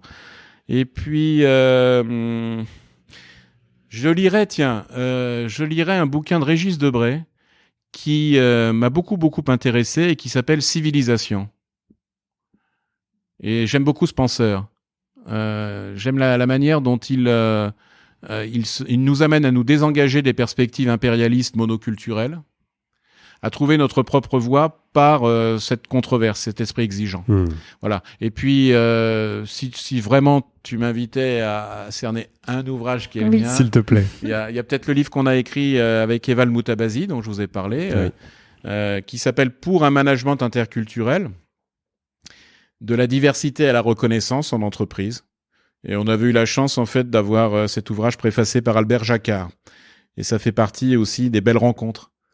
Et c'est pour ça que j'invite des personnes qui veulent grandir, à écrire, à enseigner, à métisser. C'est-à-dire cette opportunité de rencontre avec cette grande figure m'a beaucoup aidé à avoir confiance en mes tipping points. Ouais, c'est ça surtout. C'est ce qui fait sens pour moi. Et voilà.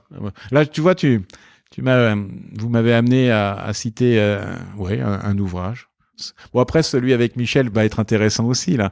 L'Homme Archipel. Ça va nous amener à continuer de métisser. Oui, et à continuer de vouloir être dans ce rapport dynamique entre les racines et les ailes. Et puis, à pas aller trop vite en besogne. À penser qu'on doit s'enraciner. Non, il y a aussi un travail à faire en rhizome. Voilà. Et donc là, cet été aussi, je vais continuer d'essayer de pouvoir lire Gilles Deleuze et Félix Guattari à travers leurs ouvrages, notamment 1000 plateaux. Cette philosophie française, ce moment de l'histoire de la philosophie française qui me passionne. Édouard Glissant, tout à l'heure je l'ai cité, grand philosophe de la relation. Voilà, ce sont des choses qui élèvent l'âme. Donc ça me fait plaisir de pouvoir les citer. Et un dirigeant, c'est quelqu'un qui lit. Et qui écoute nos podcasts. Et que je salue du coup à l'issue de ce moment partagé. Mais je crois à ça, oui. Et on lit de moins en moins, pressé supposément par le temps. Donc, oui. Bon, merci beaucoup à Philippe. tous les deux parce que vous me donnez une belle opportunité de réflexion pour l'action et à pratiquer cette sociologie immergée de ceux qui essaient d'être à la fois théoriciens et praticiens, quoi, tout simplement. Je vous souhaite le meilleur dans vos vies et puis vous avez déjà une idée de la prochaine personne que vous allez... T'aimerais voir qui à ta place? Michel Soquet. Eval Moutabazi. Michel Soquet est un homme avec qui donc j'ai la grande chance d'écrire là en ce moment. C'est un monsieur qui a passé 7 ou 8 ans en Éthiopie quand il avait soutenu sa thèse très jeune à Dauphine en économie. Et ensuite, il est allé au Brésil et il a vécu toute sa vie, lui, dans le champ de l'humanitaire. Et donc, c'est une conversation que j'ai la chance de mener avec cet homme depuis maintenant de nombreuses années. Et on s'aperçoit qu'entre moi, plutôt l'homme de l'entreprise privée, on va le dire comme ça, et lui, quelqu'un qui a œuvré dans l'humanitaire, il y a énormément de compétences communes que l'on a à faire grandir et à structurer. Et puis sinon, je pense à 2 autres personnes. Il y a quelqu'un pour qui j'ai une profonde admiration aussi, vous l'avez compris, c'est Eval Moutabazi. Il est actuellement au Rwanda avec sa famille, mais peut-être qu'on peut trouver le moyen de mettre en lien. Et puis il y a quelqu'un, à mon avis, qui serait formidable, c'est Franck Pruvot. Franck Pruvot, c'est quelqu'un qui a, notamment comme thématique d'intervention, navigué en zone de brouillard. Et il se trouve qu'il a été plongé dans la nuit assez tôt, assez jeune. Il est non-voyant, mais il a un parcours magnifique. Il a fait une école de commerce en étant major de cette école, HEC. Et il est comédien. Il vit au sein de petites communautés choisies où on cultive des personnages pour mieux grandir. Voilà, donc pour vous donner 3 noms de personnes qui, je pense, seraient heureuses de tricoter avec vous. Génial. On va faire ça. En tout cas, merci beaucoup de nous avoir ouvert ta boîte à outils. Merci beaucoup. Et puis de partager le sens du bricolage. C'est ça. Et moi, en tout cas, je crois que je vais encore plus marcher avec nos candidats, nos talents dans l'entreprise. Et vraiment faire cet exercice de poser nos personnes ressources, nos personnes relais. Donc, 1000 fois merci pour ce temps. Merci beaucoup à tous. Merci beaucoup Philippe. Allez, à très bientôt. C'est fini pour aujourd'hui. Nous espérons que cet épisode vous a inspiré. Retrouvez toutes les infos et les épisodes sur notre site tippingpoint.fr, tipping-point.fr. Si vous avez aimé, n'hésitez pas à partager l'épisode le plus largement autour de vous et à mettre 5 belles étoiles pour nous aider à nous faire connaître. À bientôt.